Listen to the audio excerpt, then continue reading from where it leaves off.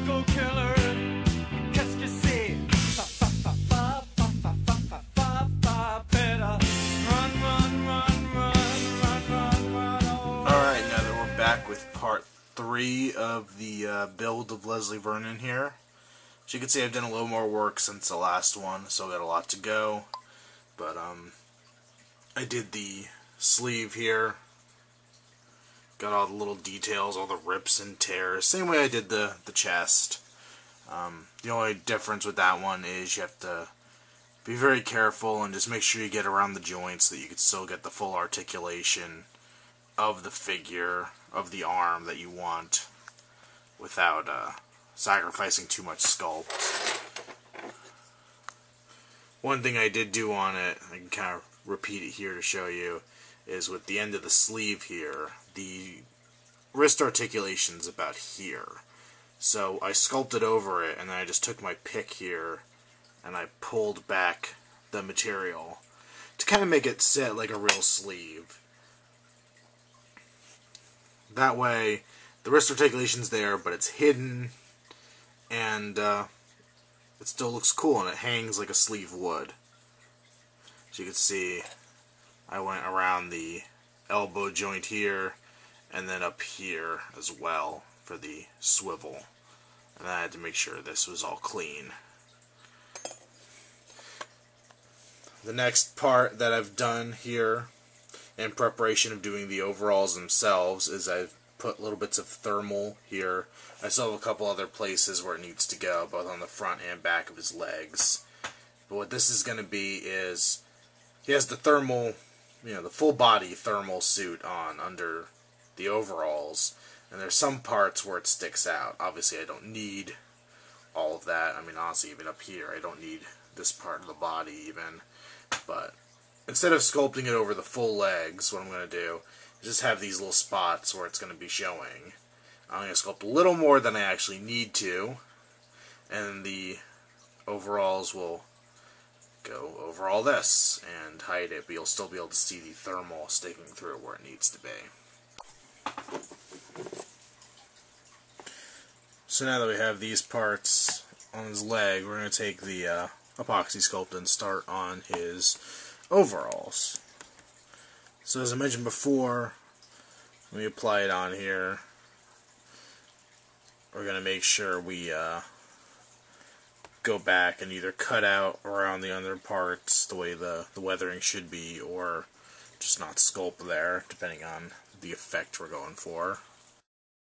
Now that we've got the basic rips and tears in this pant leg, we're going to go ahead and do one thing I've been trying with characters wearing denim for a while, and I think it looks pretty good.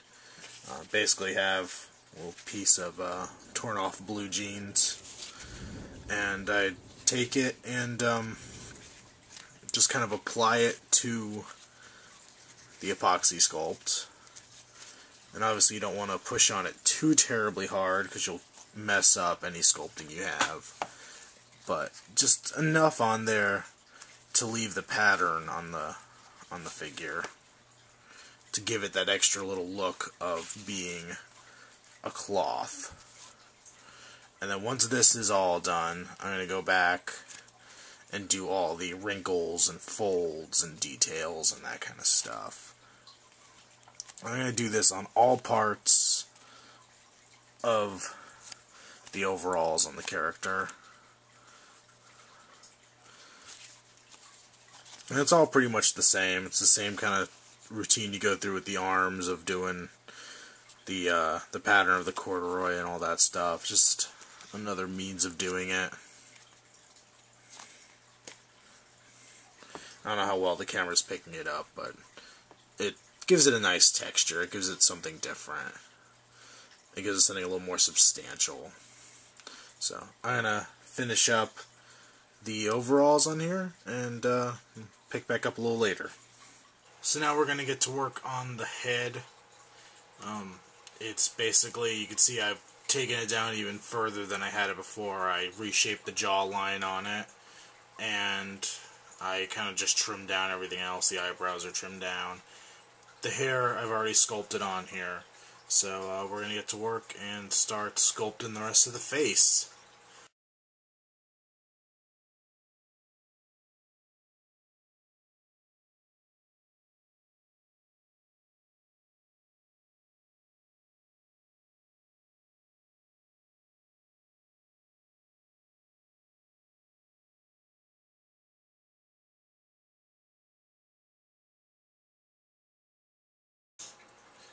So outside of minor tweaking, I think we're about ready with this head. So once the epoxy sculpt's all dried up, we'll get down to the painting aspect of it, and then we'll reattach it to the body. I guess we'll be doing the painting of the whole body, because that's all sculpted. We'll take a look over here. Just chilling there, ready to dry, or drying. Probably a couple more hours and he'll be all set. About 3 hours and this bad boy will be done. So we'll pick up there.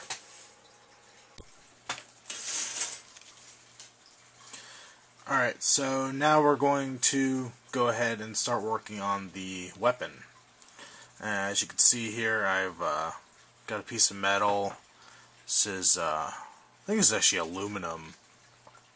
And it's not a very thick aluminum. I think it's, actually it says right here, it's 0.025 inches thick. It's pretty thin, but I've used it for a lot of weapons before. It has a good amount of durability, and also it's pretty easy to work with, and it's pretty cheap. I got it at Home Depot or Lowe's or something. But yeah, basically drew out the shape of the scythe blade. This weapon we're going to do in a couple steps, but we're going to get some tin snips and cut this out. Definitely recommend getting a good pair of tin snips to do something like this. They're not expensive, and they cut through this stuff like butter. So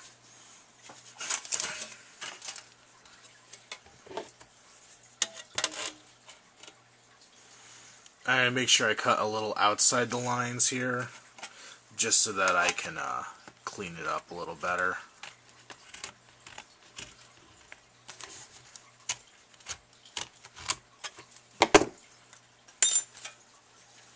Set the metal aside for now.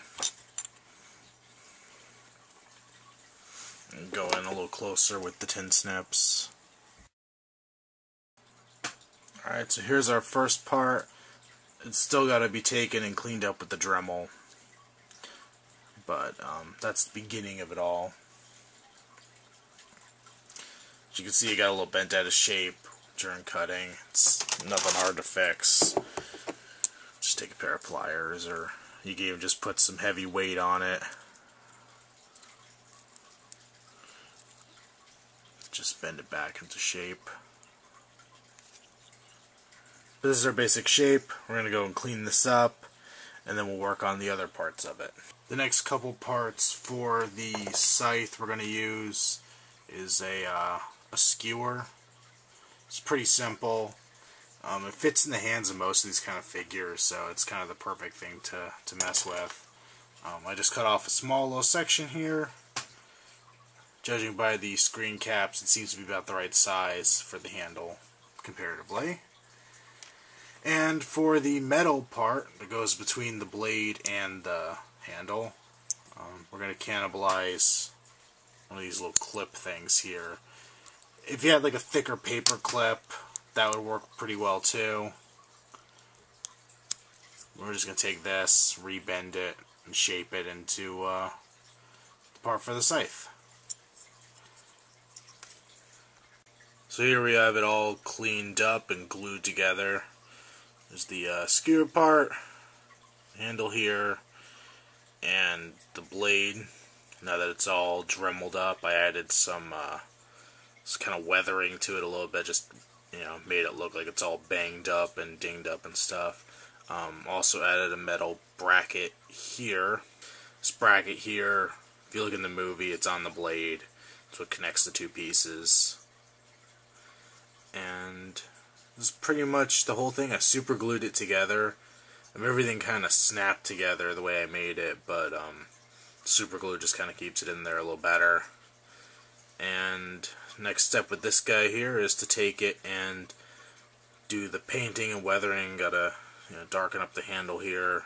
This part's reddish. And of course, you gotta have some nice blood splatter on this. Alright, now that we've finished with the face sculpt, we're gonna move on to the mask. And I gotta say, this is the part personally where I have the most pressure because, as I mentioned before, the mask that my girlfriend did for the first figure is my favorite part of that first figure. I really do like this mask. I'm going to do my best to copy off of real resources as opposed to just looking at this and trying to mimic what she did with it. So for this you're going to need your head sculpt. You can do this with the head sculpt on the figure, but it is a lot easier to do when it's detached. Some cling wrap and a twist tie.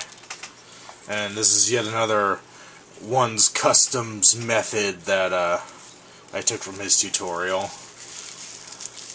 So you basically take that cling wrap and I don't know, you ever seen Black Christmas? That's basically what you're gonna do. And just wrap the head in it. And twist up in the back, nice and tight. And then you're gonna apply the twist tie back there.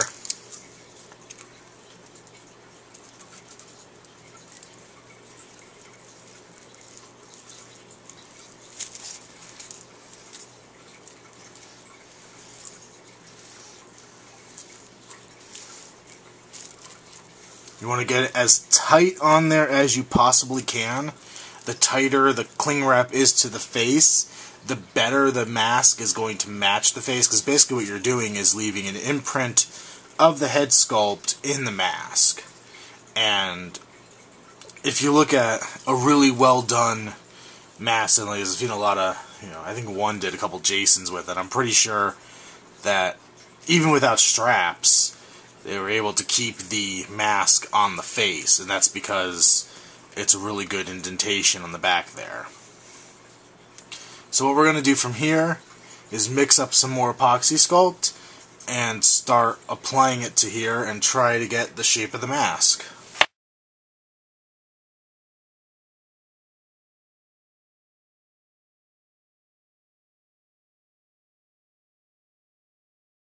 Okay, I basically couldn't sculpt with the camera, with the mask. It was just really awkward to actually get it on film. I don't know how much I'll actually have. You'll have seen it by now, how much I actually included in the video itself. But this is the basic beginning of the mask. You can see the eyes, the nose, the mouth in there. Obviously going to be a lot more cleanups and a lot more work into it. And I'll show what I can of that once this is all dry. It is entirely possible at this point that I might take another crack at this mask. We'll see how it turns out once it's all dried up. Alright, so kind of doing some roundabout editing here because a little bit of my footage I recorded was unusable. And so what we have here basically, we finished up the sculpt on the figure. The mask dried, and I did a little bit of tweaking to it. Honestly, from what you've seen in these videos, I know I have the time lapse of sculpting and stuff, but there is a lot of extra stuff that I've done to these. It's just not worth you guys sitting there watching it by any means. But there's been parts that I've redone, there's been parts that I've tweaked, added to, whatever. I mean, the mask, you saw me sculpt that, and then I went and re-sculpted the eye sockets, re-sculpted the jawline, sanded it, all kinds of stuff. Same with the face. I mean, a lot of it is just not worth recording while I'm doing it, because you're just going to see blurry, high-speed stuff that's probably not in frame or in focus anyway. But I guess that's one big thing that I've learned doing this, and something that I have to constantly try to push myself to remember is you don't get too attached to any of your work. If if there's something you don't like about it, don't hesitate to just grind it away and do it over, or to find a way to fix it. Actually, a lot of times it's easier just to do it from scratch again. But That's something that I've always kind of struggled with. I work on something for a couple hours, and then I'm just like, wow, this is crappy. Oh well, I'll live with it, because I just spent a couple hours and a bunch of epoxy sculpt on it. It's never worth it in the end. You just end up being dissatisfied with the final result. But now that this guy's all set, we're going to pretend that I hadn't already started painting him, and we're going to move on to the painting aspect. So we'll set him aside for right now. Basic tools that I use for painting. I have 3 different brushes that I use most of the time, and I have a bunch of other ones too. But this one's kind of the bigger one for doing large areas. This one does some better smaller areas and stuff. And this guy here is super fine detail. Very, very tiny bristle on there. And that lets me do eyes and just little tiny parts that are hard to get to. Definitely going to want some water and paper towel to wipe off your stuff on. And in case you screw up, some acetone, paint thinner. You can even use a nail polish remover sometimes. I wouldn't recommend that. I think it's more expensive than to just go get the pure stuff. But this will let you take the paint off if you screw up. Just get like a Q-tip or something, and you could wipe it off areas. Definitely a positive thing to have in case you mess up. And I mean, it's good too if working with super glue or anything like that, you can get that out with it as well. Which, on that hand, be careful if you're using it if you have super glued anything, because that'll dissolve along with the paint. As for the actual paints that I use, I get the Model Masters acrylic. I get them at Hobby Lobby. It's the only place I can get the stuff local. Not really that cheap, $3.29 for a little bottle like this, but I can get it locally. I don't have to pay shipping. I can get it now, and sometimes that's the best way to go about it. But we got black here, leather, a warm skin tone, dark blue, wood, a lighter skin tone. I got a bunch of other colors as well, and I'll probably be using some. These are the main ones I anticipate using on this figure that I've already kind of started. My first step with painting is I kind of refer to it as the cheap toy paint, of just basically taking the basic colors of things and putting them on there. There's not a lot of detail or any crap like that. It's just his overalls are solid blue. His shirt, I use the wood color on it. For his skin, I use the warm flesh tone, black on the hair, and even right now you can see it's pretty sloppy. I need to clean it up and stuff, but this will get you your basic beginning to start doing the whole rest of the figure, and we'll go into the details of going beyond this a little bit later. One thing to keep in mind while you're doing this is to do thin layers of the paint so that you don't obscure your detail. This acrylic paint is it's kind of gummy a little bit, and if you use too much of it or too thick of a coat, you'll just, all the cracks and lines will just fill up with the stuff, and that's not good. Also, make sure you get acrylic, not enamel. Enamel is very sticky, it's very shiny. It's just not what you want for any of this stuff. If you take a look at this guy, who I did paint with enamel, I had to use a clear coat over the whole thing because it wouldn't stop being sticky. And it just didn't work. So, I'm going to finish painting the basics on this guy, and then we'll go back and go over the more detail-oriented parts and a couple other tricks. Alright, now we are going to get into the more detailed painting of the figure. We're going to save the head for last, so the head's just kind of a basic outline right now, so ignore that. So you have the primary colors of the character, the flesh tone, the thermal, and the jeans, and the buttons on the jeans, of course. Those are all nailed down. One thing we're not going to worry about right now is the joints. The joints are going to be where you have a lot of paint rub. We're going to work with that later at the very end of everything. But for now, we are going to start weathering. And we're going to do two types of weathering on this figure. The first is a dirt weathering, where we're going to make him dirty and grimy and all that good stuff. And the second is going to be a bloody weathering. So we're going to do dry brush first. What you're going to need is your paper towel, your paint. I'm using the color is called leather. It's a nice dark brown, and it works pretty well for some basic dirt. And you can go with the big brush here. Now, still at this stage, it's not going to look totally done, so you can't judge the work till it's finished, and you do have to make tweaks to it as you go. So what we're going to do is going to get some of this paint on our brush, and then we're going to take it and wipe it off on the paper towel, so there's just a little bit left in the brush.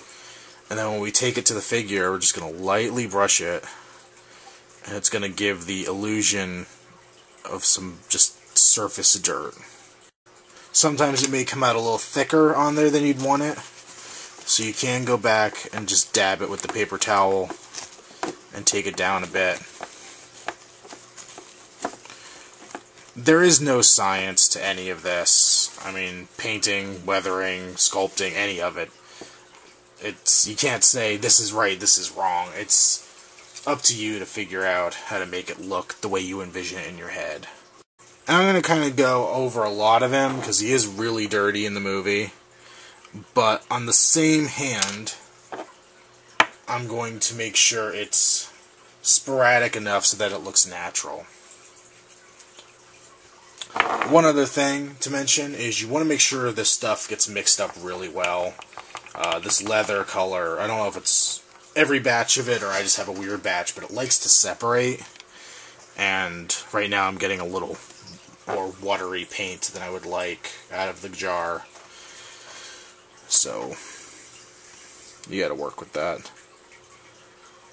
So what the dry brushing is going to give you is that surface grime. It's not going to penetrate any of the cracks and crevices.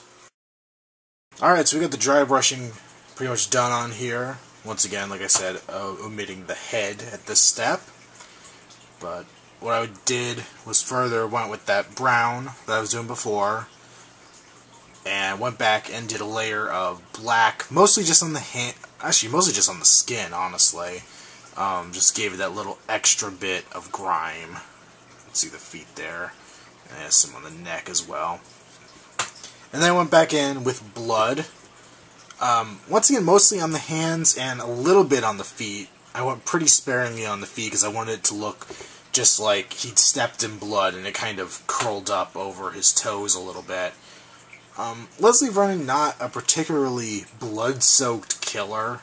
If you were doing something like Rob Zombie's Michael Myers, obviously you'd be doing a lot of red weathering, bloody weathering to it. But I basically just I put some on his chest here because I figured that would have been an area that would have easily come in contact with one of his victims.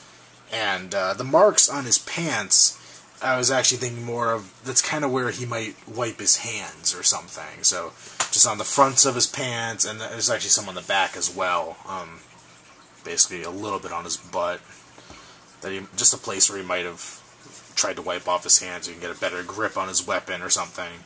And of course the hands are pretty darn bloody. So the next thing we're going to do is a wash. I guess before I get into the wash process, I could point out on here that if you can see, and I don't know how well the camera will pick it up since this doesn't do very well at close range, but on the areas on him that I did the dry brushing on, it really brought out the details. I guess the feet is the best area to show it off. You could see that all the little veins and stuff are visible. And basically because the dry brushing is getting on all the raised areas and leaving the low areas. A wash is going to do exactly the opposite. A wash is going to get into every little crack and crevice, and it can really bring out your sculpt. And that's one thing I really like about it. Now, unfortunately, I know myself, I have a tendency to overuse a wash on a figure. And if you mess it up, you kind of got to go back and repaint the figure. So hopefully I will do this to a satisfactory level. Basically, I'm going to use a black wash. If you don't want so dark, you could do a gray wash as well. And we're going to take our water here and open up the paint. Once again, using the large brush. Get the paint on the brush and then get a lot of water. You want it really nice and runny. And then you're just going to, once again, pretty lightly paint on your figure. And this is going to get into all those cracks and crevices. And once again, if you get too much, you can go and get the paper towel and sop some of it up. It is going to dry a little thinner than what you see initially. So don't freak out too badly if you get too much on there to begin with. But you may want to go back and take some down if it is too much. But by doing this, you're going to get a lot of detail showing up on the figure itself, as well as a lot of darkness to the figure. And it's just something you got to play with. There's, you know, the more you mess with it, the more you'll kind of see what it does to your figure and see how much you need to limit it or use it. Alright, so now we got the guy pretty much all painted up, weathered, all that stuff. I guess I should point out to anybody who hasn't seen the movie, the reason why his face is so pale is it actually is in the movie, that he has his stuff he puts on there to make it all white and ghostly looking, along with the black makeup. So that's all set, and you kind of get a feel for the final work here, but we're not quite done yet. One last thing we want to add to this guy is a little bit of clear stuff. This is technically a flat, clear acrylic. You can get a glossy. I think the flat gives a pretty good shine, and I'm actually a little wary to go to the super high-end shine that the glossy would give me. This stuff's a little weird to use. It has kind of like an old milk consistency to it. So I guess it's somewhere between paint and water. And you have to be very careful to get it in the right amount, or a very thin amount on the figure, or else it's going to end up being gloppy and you're going to actually have these translucent blobs on the figure. Just going to get a little bit of this stuff on my brush, and what we're going to go over is the eyes.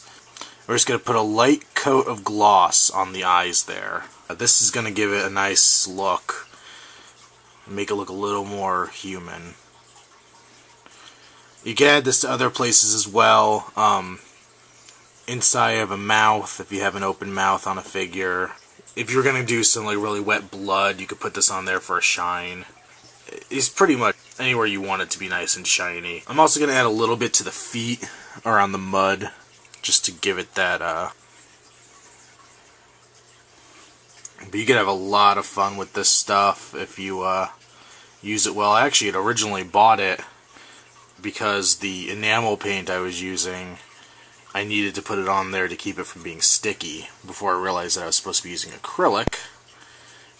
But it turned out to be a nice tool to have on hand to do this glossiness, and I don't know how well you could really see it, but it's on there.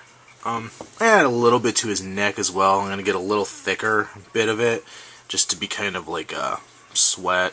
I'm just going to dab it on there. I mean, you could use it for raindrops, you could use it for tears, you could use it for a lot of things. So definitely a nice little added thing to have in your paint collection. One really important thing you have to deal with a figure like this is paint rub at the joints. Basically, since your joints are going to be moving pieces and it's going to literally rub against other parts, there's a good chance your paint may actually wear off over time. The way to combat that, the easiest way that I know of, is with super glue. Basically, take something small. I like to use a thumbtack just for the control of it. Just put a really tiny amount of super glue on the end of the thumbtack. Then go to the joint itself and apply a really, really thin coat of super glue. And just put it everywhere that's going to be rubbing against each other. Make sure you get it on, on there separately. And do that for all of the joints that you have painted. And you have to do this on both sides. So I'm doing the backs of the knees here. I'm going to have to go back and do the front of the knee when this is dry. And I mean, anywhere you don't want the paint to rub off, that's going to be moving. You want the stuff on there. Make sure you get the coat really nice and thin, or else you're going to have your joint lock up on you. But outside of that, good little coat on there will keep your figure pristine. Or at least the joints. Next up, we're gonna work on the last little bits of the mask. You can see here it's all painted up, and we just have to put the strap on it and hair it. So what I use for the strap is a black rubber band. I use these for Jason. I use it for any figure that has a mask that isn't like a full head mask. This is a little thicker than you probably want, but we're going to cut it pretty thin, and it'll be a good effect, and it holds up pretty well for taking the mask on and off, so that's a good side.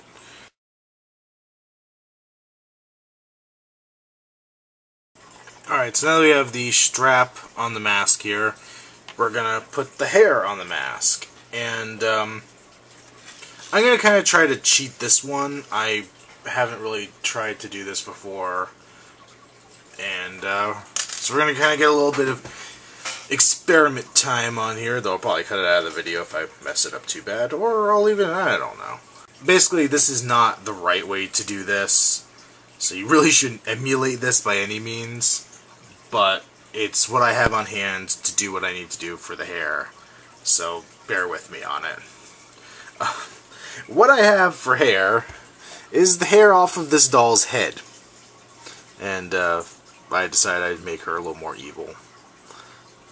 I've tried using this before, kind of mixed results with it.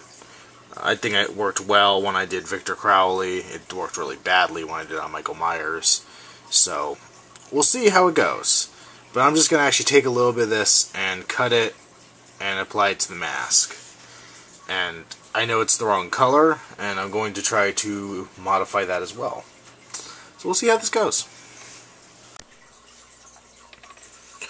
Alright, so now that we've finished hairing and slightly adding some yellow dye to the hair, it's actually just yellow paint, but and kind of have the final effect with this mask.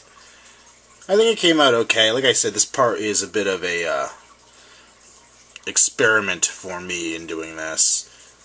The paint made the hair really rigid, but I kind of like how it's posed right now, so I'm not sure if I'm going to leave that. I think if I was to work with it and bend it back and forth a little bit, it would loosen up and have a little more of a free-flowing motion, but I think this works for me for now. I think it gives a good effect of the way the mask looks. So, last little bit here, we'll look at the completed figure and do a comparison of the two. Alright, so here we are with the finished Leslie Vernon 2.0 figure, and I'm pretty happy with the overall result. I have a feeling that, given a little bit of time with it, I may tweak one or two little details on it. I think he came out really well. I think the colors are pretty nice on him. The weathering is definitely what it should be. I love the mask on him. I think it looks great. The hair worked out pretty well for what I wanted to do. The scythe just looks brutal. I mean, it really is sharp. And I'm overall pretty pleased with the guy. We want to bring out the original here. Definitely an improvement over the original. It stands taller, the shoulders are broader, and the detail and color is much better, the mask is much better. Overall, I think it's just a nice improvement. And I'm excited to have these guys displayed side by side up on my shelf of before and after kind of thing. All the details I think are really nice. Just a comparison of the scythes. The new scythe I think looks so much nicer than the old one. Even the underfaces, I mean, with this one I sculpted it from scratch. And shaved away almost everything on the original face and did it myself. As opposed to the original where I took a face and added some paint and redid the hair. Part of the difference between these two is a year worth of experience, and part of it is just learning to use better materials. I mean, the epoxy sculpt can be a lot thinner, it can be a lot more detailed than the Mighty Putty on the original. The paint type was a better choice, the metals were better choices, the base figure was a better choice. Just overall, just an improvement over the original figure. There's not one thing that wasn't improved upon that I can think of. And I'm pretty happy with the way this came out. I'm really excited that I did this project. So I hope that you guys have enjoyed sitting here and watching some pretty long videos, and I apologize for the wait in between part 2 and this part 3. But I'll be back to normal videos probably in the next week or so. I got some progress on Pennywise. I don't know if I'm going to be able to get that footage up too terribly soon, because I'm going to have to be away from my computer for a little bit coming up here. But definitely once I am back in the computer world, you'll be getting more normal updates, no more build updates, just, you know, the usual stuff that I've done for a while now. And I got some cool new projects in the works, and I'm pretty excited about what the future has of different projects and stuff, so definitely stay tuned and check it out.